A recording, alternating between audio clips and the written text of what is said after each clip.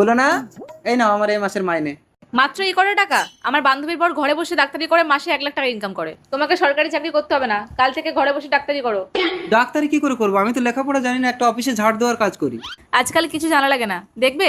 Hello Google, জ্বরের ওষুধের নাম কি? এই দেখো, প্যারাসিটামল। ওই দেখি দেখি। হ্যালো গুগল, চুলকানির ওষুধের নাম কি? দেখো তো কি লিখেছে।